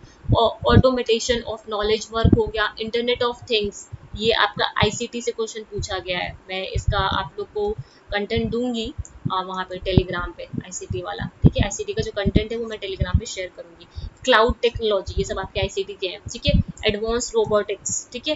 Autonomous and near autonomous vehicles, जो नेक्स्ट जनरेटेड जेनोमिक्स हैं, virtual augmented reality, 3D printing, ठीक है। ये 12 डिस्रप्टिव टेक्नोलॉजीज के नाम आपको पता होने चाहिए, ठीक। What are the different types of educational technology, different different types की एजुकेशनल टेक्नोलॉजी क्या होती है। वीडियो एंड ऑडियो, ये क्या है आपका लाइव जो स्ट्रीमिंग होती है, वहाँ पे क्या आप वीडियो भी सुन रहे हो, ऑडियो भी देख रहे हो, ठीक है। पॉडकास्टिंग क्या है, वीडियो एंड ऑडियो, मतलब ये एक पॉडकास्टिंग होता है, नहीं अब पॉडकास्ट आजकल चले हुए हैं, पता होगा आप लोग को, ठीक है। Mobile as a wireless device, ठीक है। फिर interactive video games and simulation, interactive white board जो हो गए आपके, ठीक है। ऑगमेंटेड वर्चुअल रियलिटी, ठीक है। लर्निंग मैनेजमेंट, एलएमएस, ठीक है। कई डिफरेंट डिफरेंट एलएमएस होते हैं, इन सब के नाम आईसीटी में आपके पूछे जाते हैं पेपर 1 में, ठीक है। डिफरेंट डिफरेंट जो एलएमएस होते हैं। असिंक्रोनस लर्निंग, असिंक्रोनस लर्निंग के जो जो प्लेटफॉर्म्स होते हैं उनके नाम आपसे यहाँ पे पूछे जाते हैं। मैं आईसीटी का भी यहाँ पे बता ही दे रही हूँ आप लोग को, ठीक है। फिर ऑनलाइन जो कोलैबोरेशन स्पेसेस होते हैं, ठीक है। adaptive learning algorithms, recommendation engine, haptic response, ठीक है। तो ये वाली सारी चीजें, ठीक। तो ये आपको नाम यहाँ पे याद रखने। उसके अलावा आईसीटी के लिए एलएमएस का नाम आपको पता होने चाहिए। असिंक्रोनस, सिंक्रोनस लर्निंग प्लेटफॉर्म होते हैं, कौन कौन से पॉडकास्ट होते हैं, लाइव स्ट्रीमिंग की क्या क्या चीजें होती हैं, तो इनके नाम आपको आईसीटी के लिए पता होने चाहिए, ठीक है। यहाँ पे तो इतना ही सफिशिएंट है, ठीक है। अब आ जाते हैं ओवरव्यू क्या है आपका, ठीक है। जो बिहेवियरिस्ट जो थ्योरी है, ठीक है, उनका बिहेवियरिज्म, इधर आ जाओ एक सेकेंड, पीछे लिखा हुआ है यहाँ पे, इसको भी मैंने बहुत शॉर्ट में लिखा है, शॉर्ट में इन द सेंस जो आपका इंपॉर्टेंट है जितना तो लिखा है, ये देखो। Overview of behaviourist cognitive constructivist theories and their implication, ठीक है। उनका इम्प्लीकेशन देखना है इंस्ट्रक्शनल डिजाइन में, ठीक है, ध्यान रखना। तो उसी के हिसाब से देखना, यूनिट 3 में तो हम लोग को बहुत डिटेल में पढ़ना था, ठीक है। अब आ जाओ यहाँ पे behaviourism. Behaviourism is based on the idea that knowledge, अब इसको मैंने थोड़ा सा लिखा है यहाँ पे, ठीक है। अपनी कॉपी में नहीं भी लिखोगे तो भी चलेगा। ये behaviourism is based on the idea that knowledge is independent, knowledge कैसी है, इंडिपेंडेंट है। बिहेवियर ने बोला जो नॉलेज है वो कैसी इंडिपेंडेंट है on the exterior of the learner. In a behaviourist mind the learner is a blank slate. Behaviourism का मानना है कि लर्नर क्या है, एक ब्लैंक स्लेट है, ठीक है। तो जिस पे जो भी इंफॉर्मेशन आप प्रोवाइड करोगे वो उसको ले लेगा, मतलब यही बोला था आ, कि लर्नर क्या है, एक ब्लैंक स्लेट की तरह है, ठीक है। उनपे जो भी आप लिखोगे वो वैसे ही बन जाएंगे। Through this interaction new association are made and thus learning occur. Learning is achieved when the provided stimulus change behaviour. अब कोई स्टिमुलस अगर आपकी बिहेवियर को चेंज करा रहा है, ठीक है, तो कोई भी स्टिमुलस आपको अगर सामने प्रेजेंट किया जा रहा है, वो आपके बिहेवियर, जैसे आपके सामने यूजीसी नेट का टारगेट ये क्या है रखा जा रहा है, वो क्या आपके सामने स्टिमुलस है जिसकी वजह से आप 6-6 7-7 घंटे पढ़ने लगते हो। यूजुअली आप ऐसा नहीं पढ़ते थे, तो यह क्या कर रहा है, आपके बिहेवियर में चेंजेस लेके आ रहा है। स्टिमुलस क्या है, नेट जेआरएफ लेके आना, ठीक है, नेट जेआरएफ लेके आना, ठीक, ये स्टिमुलस है। तो उसको अचीव करने के लिए आपके बिहेवियर में वो चेंजेस आ रहे हैं, ठीक है। तो इस पे ये काम किसने किया था, पावलोव ने इस पे काम किया था। थ्रू हिज, इन्होंने एक बुक लिखी थी सोलवेटिंग डॉग, जिसपे डॉग का पूरा एक्सपेरिमेंट था। वो पूरा एक्सपेरिमेंट यहाँ पे हमें पढ़ने की जरूरत नहीं है। मतलब बेल रिंग होती थी, डॉग के सामने फूड आता था, ऐसे करके पूरा इनका वो उसको सलाइवा निकलता था, तो उस पर उन्होंने किया था, ठीक है। तो ये पूरा हम लोग को यहाँ पे पढ़ने की यहाँ पे जरूरत नहीं है, ठीक है। तो ये इसका पूरा एक एग्जाम्पल भी लिखा, तो सिंपल सा बिहेवियरिज्म में खाली इतना ही यहाँ पे याद रखो, ठीक है, मैंने डाल दिया था। ये बिहेवियरिज्म जो है वो stimulus response, verbal behaviour, social development और टीचर सेंटर्ड होता है, ठीक है। बेसिकली वही टीचर ही प्रेजेंट करता है सारी चीजें। अब ये इंपॉर्टेंट है आपका, जो बिहेवियरिज्म है वहाँ पे दो पार्ट में इसको डिवाइड किया गया है, क्लासिकल कंडीशनिंग और ऑपरेंट कंडीशनिंग। क्लासिकल कंडीशनिंग किसने दिया है, पावलोव ने दिया है। ऑपरेंट कंडीशनर किसने दिया है, स्किनर ने दिया है, ठीक है। या इन्होंने एक्सपेरिमेंट किस पे किया था, डॉग्स पे किया गया था। ये सीटेड में क्वेश्चन पूछे जाते हैं, आपके नेट में नहीं पूछे जाते हैं। अब पूछा गया जाता है पावलोव का फोकस किस पे था, नेचुरल रिस्पॉन्स पे। सलाइवा क्या है, नेचुरली निकल रहा था ना, ठीक है। Natural responses that could be elicited through the use of unrelated stimuli. मतलब उसने क्या किया था, एक जो आर्टिफिशियल जो आपका बेल था, ठीक है, बेल्स का यूज करके, ठीक है, उसने क्या किया था, नेचुरल रिस्पॉन्स निकाला था, ठीक है, इलिसाइट कराया था नेचुरल रिस्पॉन्सेस। वो क्या था, आपका सलाइवा था, ठीक है। तो वो होता है मतलब अनरिलेटेड स्टिमुली का यूज कर करके आपने जो नेचुरल रिस्पॉन्स को इलिसाइट कराना, ठीक है, इस पे फोकस किया था, ठीक। मतलब बेल बजेगी तो उसको पता था बेल बजेगी तो मुझे फूड मिलेगा, तो जैसे बेल बजती थी तो उसके मुंह से सलाइवा नीचे गिरना लगता था, ठीक है। स्किनर ने रीइंफोर्समेंट पे काम किया था। Also experiment with the animals, however his focus on the effect of variables, ठीक है, किस पे था, वेरिएबल के इफेक्ट्स पे था, ठीक है, in on learning behaviour. He primarily centred around the idea that reinforcement drive, मतलब यहाँ पे ड्राइव्स को रीइंफोर्स करने की बात की गई थी, ठीक है। अब ये इनका ओवरव्यू है और इम्प्लीकेशन इंस्ट्रक्शनल डिजाइन का स्किनर का। Learning is accomplished when a proper response is demonstrated following the presentation of a specific environmental, मतलब क्या है, किसी स्पेसिफिक इन्वायरमेंटल स्टिमुलस को प्रेजेंट करने के बाद जो प्रॉपर रिस्पॉन्स आता है। फॉर एग्जाम्पल आपने प्रेजेंट किया उसके सामने मैथ का फ्लैश कार्ड, उसमें लिखा था 2+4, ठीक है, उसमें लिखा था 2+4, ठीक। ये 2 क्यों लिखा, शायद गलत। The learner replies with the answer 6, मतलब आपके सामने आपने एक प्रॉपर स्टिमुलस को उसके सामने प्रेजेंट किया, फिर जिससे उसने क्या किया, एक राइट रिस्पॉन्स दिया। The equation is the stimulus and the proper answer is associated with the response. मतलब यहाँ पे ये जो स्टिमुलस है, ये स्टिमुलस जो इक्वेशन है, ये इक्वेशन क्या है, ये जो इक्वेशन आपकी लिखी ये क्या है, एक स्टिमुलस है, और प्रॉपर आंसर क्या है, वो आपका रिस्पॉन्स है, ठीक है। मतलब बच्चे के सामने टीचर ने फ्लैश कार्ड दिखाया, उसमें लिखा था 2+4 इज इक्वल्स टू, बच्चे ने आंसर दिया क्या, 6। तो स्टिमुलस क्या था आपका, वो फ्लैश कार्ड, रिस्पॉन्स क्या था आपका, वो 6। जो key element are the stimulus, the response association. यहाँ का जो बेसिकली हम यहाँ पे क्या देख रहे हैं, ये जो स्टिमुलस है, ये जो रिस्पॉन्स है, इनके बीच का जो एसोसिएशन है, इनके बीच का जो एसोसिएशन है वो हम यहाँ पे देखते हैं, ठीक है। Of primary concern is how the association between the stimulus and response is made। मतलब ये जो एसोसिएशन है आपका स्टिमुलस और रिस्पॉन्स के बीच में, कैसे इसको हम लोग स्ट्रेंथ कर पाएंगे, स्ट्रेंथनिंग और इसकी मेंटेन इसको कर पाएंगे, ये चीज बोली जा रही है। इम्प्लीकेशन क्या है इंस्ट्रक्शनल डिजाइन के, assessment of entry behaviour of the distance learning before designing. मतलब एंट्री बिहेवियर, जो एंट्री बिहेवियर होता है लर्नर जब एक एंट्री बिहेवियर होता है, एक लास्ट बिहेवियर होता है, ठीक है।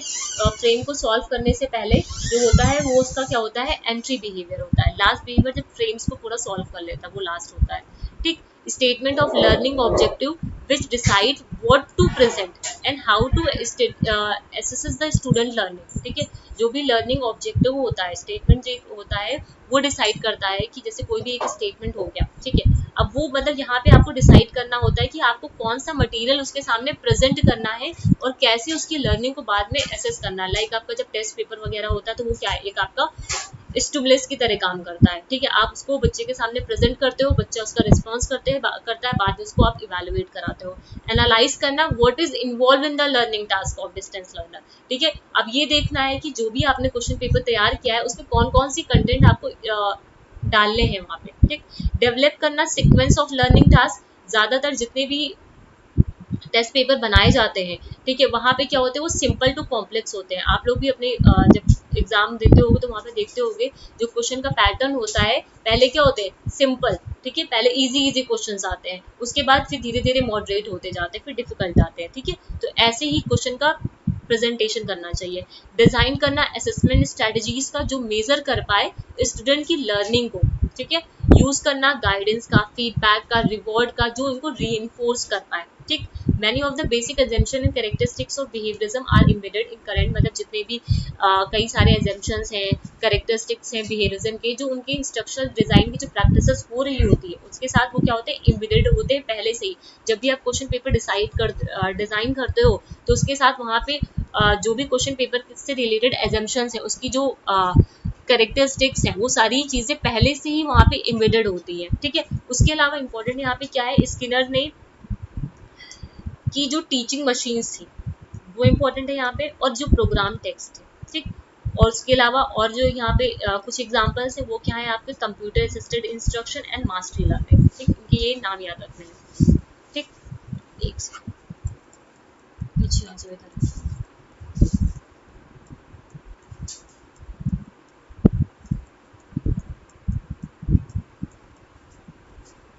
अब कुछ ये जो स्पेसिफिक एजम्पशन बार बार यहाँ पे मैं बोल रही तो कुछ एजम्पशन जो होते हैं पहले से ऑलरेडी एम्बेडेड होते हैं, वो कौन से एजम्पशन हैं आपके। पहला एजम्पशन यहाँ पे ये है जिसका डायरेक्ट रेलेवेंस मिलता है आपका इंस्ट्रक्शन टेक्नोलॉजी में, ठीक है। डायरेक्ट रेलेवेंस है ये इंस्ट्रक्शन टेक्नोलॉजी का, ठीक है, इंस्ट्रक्शनल डिजाइन में, ठीक है, सॉरी टेक्नोलॉजी में।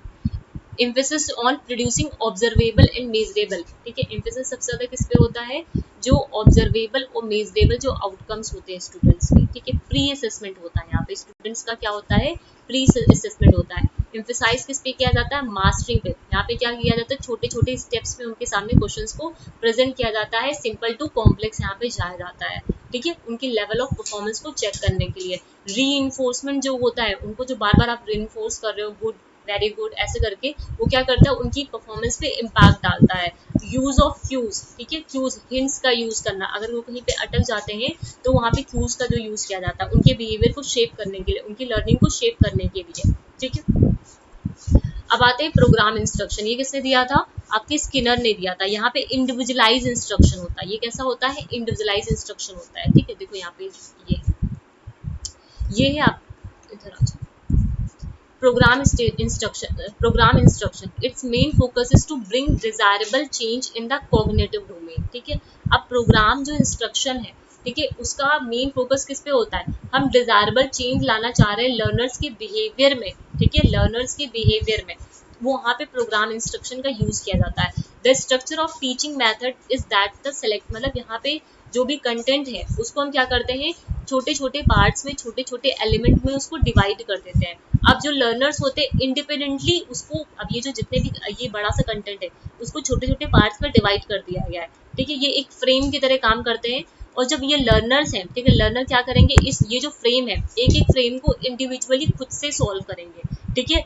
यहाँ पे इंडिपेंडेंटली वो लर्नर्स इन फ्रेम्स को सॉल्व करेंगे, ठीक है। तो ये जो आपके जो ब्लॉक बने हुए ना, इन ब्लॉक्स को क्या बोला जाता है, जहाँ पे एलिमेंट को ब्रेक डाउन किया जाता है वो होते हैं आपके फ्रेम्स, ठीक है, उसे क्या बोला जाता है, फ्रेम्स बोला जाता है। हर एक एलिमेंट एक फ्रेम में डिवाइड हो जाता है। Responses are also provided to the learner in the program on some different levels, ठीक है। The correct response of the learner is the new knowledge और न्यू बिहेवियर। अगर लर्नर ने ये फ्रेम को सॉल्व किया, ठीक, तो वहां पे उसने क्या किया, एक न्यू नॉलेज को यहाँ पे गेन किया, ठीक है, एक न्यू बिहेवियर को सीखा, उसके बाद ही वो नेक्स्ट फ्रेम पे जाएगा, नेक्स्ट एलिमेंट पे जाएगा, ठीक है। ये भी तीन तरीके के होते हैं आपके, एक होता है लीनियर प्रोग्रामिंग, एक होता है ब्रांचिंग प्रोग्रामिंग, एक होता है मैथमेटिक प्रोग्रामिंग। अगर लीनियर प्रोग्रामिंग किसने दी थी, आपकी बीएफ स्किनर ने दी थी। और ब्रांचिंग ही पूछे गए आपसे, और ब्रांचिंग प्रोग्रामिंग नॉर्मन ए क्राउडर, नाम इंपॉर्टेंट है, ठीक है। मैथमेटिक किसने दिया था, गिलबर्ट ने दिया था। लीनियर प्रोग्रामिंग में जो होता है, ये पिक्चर्स में देखो, लीनियर प्रोग्रामिंग में क्या है, ये पहला फ्रेम है, ये दूसरा फ्रेम है, तीसरा, चौथा, ये पांचवा एंड सो ऑन, ठीक है, कई सारे होते हैं। अब जब वो पहले फ्रेम पे जाएगा, ठीक है, पहले फ्रेम पे जाएगा तो ये क्या होगा, इसका एंट्री बिहेवियर, अभी हम लोग ने पढ़ा ना एंट्री बिहेवियर, तो एंट्री बिहेवियर यही है, जो वेरी फर्स्ट क्वेश्चन जो सॉल्व करने लर्नर जाता है, that is the entry behaviour. Last भी एंट्री बिहेवियर से मतलब जब आप किसी भी क्वेश्चन पेपर को सॉल्व करने जाते हो, जो फर्स्ट क्वेश्चन से जब स्टार्ट करते हो, ठीक है, पहला क्वेश्चन जो भी स्टार्ट करते हो वो होता है एंट्री बिहेवियर। उसके बाद जब लास्ट में अपना क्वेश्चन पेपर कंप्लीट कर लेते हो वो होता है आपका लास्ट बिहेवियर, ठीक है। तो जो लर्नर्स है इंडिपेंडेंटली उनके सामने सबसे पहला फ्रेम प्रेजेंट किया जाएगा। लर्नर को क्या करना है, ठीक है, इस फ्रेम को सॉल्व करना है, इस फ्रेम को क्या करना है, उसे सॉल्व करना है। अब वो सॉल्व करने के टाइम राइट रिस्पॉन्स भी दे सकता है और रॉन्ग रिस्पॉन्स भी देता है। अगर राइट रिस्पॉन्स आता है इसका मतलब क्या है, उसने न्यू नॉलेज को गेन किया यहाँ पे, ठीक है। अगर रॉन्ग रिस्पॉन्स आता है तो यहाँ पे क्या होगा, उसने न्यू नॉलेज को गेन नहीं किया है। लर्नर दूसरे फ्रेम पे तभी जा सकता है जब वो पहला फ्रेम को सॉल्व कर ले। ऐसा नहीं है डायरेक्टली एक क्वेश्चन को स्किप कर दो दूसरे पे चले जाओ, ऐसा नहीं होता है यहाँ पे। जैसे क्विज वाले क्वेश्चंस होते हैं, एक क्वेश्चन को सबसे पहले जो क्वेश्चन है उसको पहले आप अटेम्प्ट करो, अगर आंसर उसका राइट आता है तो वहां पे आपने कुछ सीखा, अगर आपका रॉन्ग आता है तो वहां पे कोई भी लर्निंग नहीं होती है। आप दूसरे डायरेक्टली आप दूसरे स्टेप पे दूसरे फ्रेम में मूव ऑन कर जाते हो, और यहाँ पे कोई भी फीडबैक नहीं मिलता है। इस केस में कोई भी फीडबैक नहीं मिलता। ये भी क्वेश्चन पूछा गया हुआ है कि जो लीनियर प्रोग्रामिंग होती है वहां पे फीडबैक होता है या फिर नहीं होता। यहाँ पे कोई भी फीडबैक नहीं होता क्योंकि लर्नर इंडिपेंडेंट इन फ्रेम को सॉल्व कर रहा होता है। यहाँ पे टीचर्स मौजूद नहीं होते उन्हें फीडबैक देने के लिए। ठीक, उसके बाद आता है ब्रांचिंग। ये है ब्रांचिंग का फिगर आपका। ठीक, ब्रांचिंग में क्या होता है, लर्नर के सामने पहला फ्रेम प्रेजेंट किया गया। ठीक है, लर्नर के सामने पहला फ्रेम प्रेजेंट किया गया। ठीक, अगर उसने राइट रिस्पॉन्स दे दिया तो वो नेक्स्ट फ्रेम पे मूव ऑन कर जाएगा। ठीक, उसके बाद फिर उसने वो नेक्स्ट फिर सेकेंड का भी उसने राइट रिस्पॉन्स दे दिया, फिर आगे वो मूव ऑन कर जाएगा। लेकिन बाई चांस अगर उसने थर्ड का राइट रिस्पॉन्स नहीं दिया तो उस केस में क्या होगा, उसको फीडबैक मिलेगा। उस केस में क्या होगा, उसको फीडबैक मिलेगा। जैसे आप लोग का जो टेक्स्ट बुक वगैरह करके वेबसाइट्स वगैरह है, वहाँ पे कभी भी क्विज को जब अटेम्प्ट करने जाएंगे तो नीचे छोटे छोटे से लिंक पड़े होते हैं। ठीक है, तो वो लिंक क्या होते हैं, वो एक फीडबैक की तरह होते हैं। ठीक है, जैसे हम क्वेश्चन गलत हुआ तो नीचे फीडबैक है, for more detail click on this ऐसे करके लिखा होता है, तो आप उस पर क्लिक करते हो और नेक्स्ट उस पर चले जाते हो उसको डिटेल देखने के लिए। तो वो आता है आपका ब्रांचिंग प्रोग्राम में। किस में आता है, ब्रांचिंग प्रोग्राम में आता है, जहाँ पे फीडबैक प्रोवाइडेड होता है। ठीक है, वापस से आप उसको वहां पे समझ सकते हो। ठीक, उसके बाद आता है मैथेटिक। मैथेटिक में तीन चीजें इंपॉर्टेंट होती है आपकी, डिमॉन्स्ट्रेशन, प्रॉम्प्ट्स एंड रिलीज। मतलब जब मैथेटिक की हम बात करते हैं यहाँ पे, तो यहाँ पे क्या होता है, रिवर्स लर्निंग होती है। सबसे इंपॉर्टेंट यहाँ पे यही है। यहाँ पे क्या होता है, रिवर्स लर्निंग होती है। जो भी हम फ्रेम को उसके सामने प्रेजेंट करते हैं वो कैसे होते हैं, रिवर्स ऑर्डर में होते हैं। लाइक 1 2 3 4 5 6 7 8, तो ये कैसे है ऑर्डर आपके रिवर्स ऑर्डर में, तो वही यहाँ पे लिखा हुआ है। सबसे पहले आपका क्या आएगा, डिमॉन्स्ट्रेशन। ठीक है, डिमॉन्स्ट्रेशन के बाद आप प्रॉम्प्ट करोगे, फिर आप रिलीज करोगे, तो ये क्या है, रिवर्स ऑर्डर में चलता है। ठीक, तो ये तीनों नाम याद होने चाहिए। लीनियर प्रोग्रामिंग जो है आपकी वो 5 फंडामेंटल प्रिंसिपल्स पे बेस्ड है। जो ब्रांचिंग है वो 3 फंडामेंटल प्रिंसिपल्स पे बेस्ड है, और जो मैथेटिक है वो आपकी 3 फंडामेंटल प्रिंसिपल बोलो या फिर स्ट्रक्चर बोलो, फ्रेम ऑफ जो स्ट्रक्चर होता है वो है उस पे बेस्ड है। लीनियर प्रोग्रामिंग में सबसे पहले क्या होता है, स्मॉल स्टेप में कंटेंट को प्रेजेंट करना, प्रिंसिपल ऑफ स्मॉल स्टेप। ठीक, प्रिंसिपल ऑफ एक्टिव रिस्पॉन्डिंग, यहाँ पे क्या होती है, एक्टिव रिस्पॉन्डिंग होती है। ठीक है, इमीडिएट कंफर्मेशन हो जाता है, आपने क्वेश्चन को टिक किया आपको तुरंत पता चल जाएगा राइट रिस्पॉन्स है या फिर रॉन्ग रिस्पॉन्स है। Principle of self pacing, self pacing कहने का मतलब क्या है, यहाँ पे इंडिपेंडेंट लर्निंग होती है, बच्चा खुद से करता है, यहाँ पे टीचर्स की मौजूद नहीं होती, सेल्फ टेस्टिंग होती है यहाँ पे, प्रिंसिपल ऑफ स्टूडेंट टेस्टिंग। ठीक, फिर आते हैं ब्रांचिंग में, ये 5 प्रिंसिपल होता है। यहाँ पे एक्सपोजिशन होता है, यहाँ पे डायग्नोसिस होता है। डायग्नोसिस कहने का मतलब क्या है, जो भी गलती हुई है उसको आप डायग्नोस कर पाओगे, वहां पे देख पाओगे कहाँ पे गलती हुई है, और वहां पे रेमेडी दी जाती है, मतलब वहां पे आपको फीडबैक दिया जाता है। ये पूछा हुआ है आपका। ठीक है, रेमेडी कहाँ पे दी जाती है, रिमाइडल टीचिंग कहाँ पे मिलती है, ऐसे करके क्वेश्चन था, तो वो कहाँ पे होती है, ब्रांचिंग में होती है। ऐसे रिमाइडेशन से ही क्वेश्चन करके आया था। ठीक, मैथेटिक में सबसे पहले डिमॉन्स्ट्रेशन, फिर प्रॉम्प्ट, फिर रिलीज। ठीक, ये उसके बाद जो 1920 में प्रेसी ने डेवलप किया था मशीन। अभी हम लोग ने देखा जो बीएफ स्किनर है उन्होंने टीचिंग मशीन डेवलप किया था, लेकिन इन्होंने जो टीचिंग मशीन डेवलप किया था वो 1950s में इन्वेंट किया था। ठीक, और उससे पहले प्रेसी ने सिर्फ मशीन को डेवलप किया था, जहाँ पे इन्होंने ड्रिल एंड प्रैक्टिस, ठीक है, जहाँ पे इन्होंने क्या दिया था, ड्रिल एंड प्रैक्टिस करना, मतलब क्वेश्चन को प्रैक्टिस करने की, मतलब जो भी क्वेश्चंस होते थे उसको आपको क्या करना है, वहाँ पे प्रैक्टिस करना होता था खाली। ठीक है, he believed that the procedure in the mastery of drill and informational material way was in many instances simple। इनका ये मानना था ड्रिल और जो प्रैक्टिस होती है, ठीक है, वो एक तरीके के सिंपलेस्ट वे होती है नॉलेज को बढ़ाने का।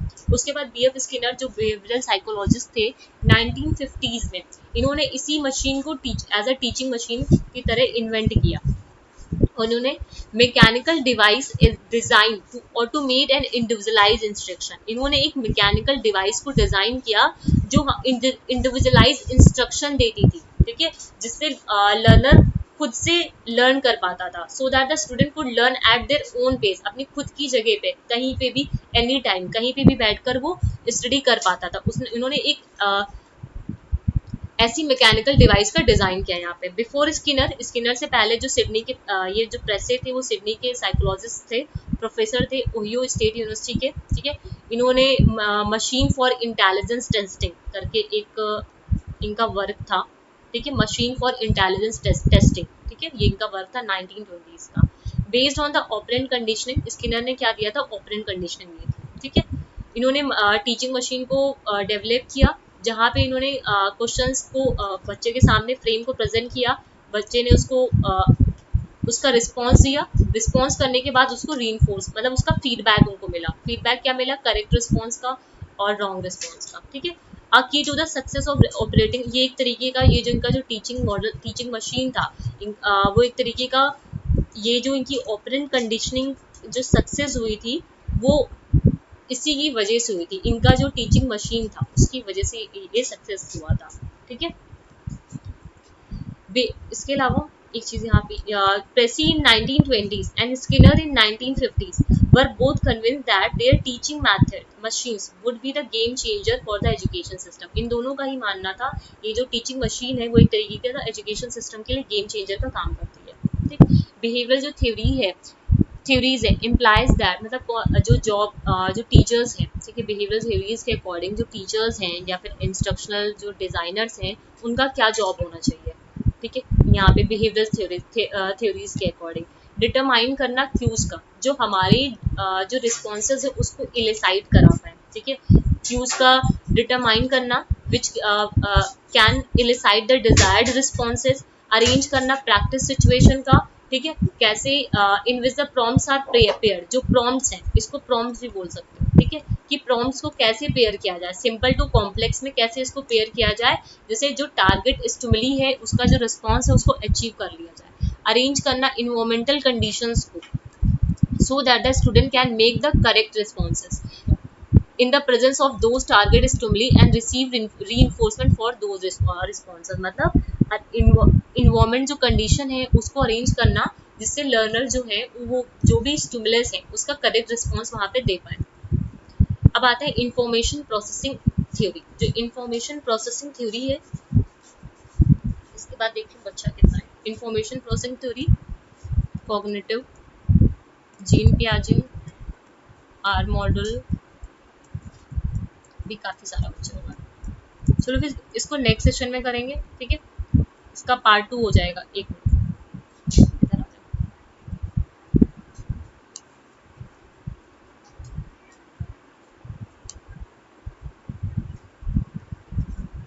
यूनिट 8 का ए सेक्शन को 2 पार्ट में मैंने यहाँ पे डिवाइड कर दिया क्योंकि फिर वीडियोस काफी लंबी हो जाएंगे, यहाँ पे 1 घंटे से बहुत ज्यादा एक्सीड कर जाएगा, तो ठीक है। तो इसका पार्ट 1 जिसमें आज हम लोगों ने क्या क्या चीजें देख ली, यहाँ पे ईटी को देख लिया, information technology, communication technology, information and communication technology क्या क्या उसके एप्लीकेशंस होते हैं फॉर्मल नॉन फॉर्मल और इनफॉर्मल एजुकेशन में, उसके अलावा बिहेवियरिस्ट का, ठीक है, बिहेवियरिस्ट का जो ओवरव्यू है वो यहाँ पे हम लोगों ने देखा है।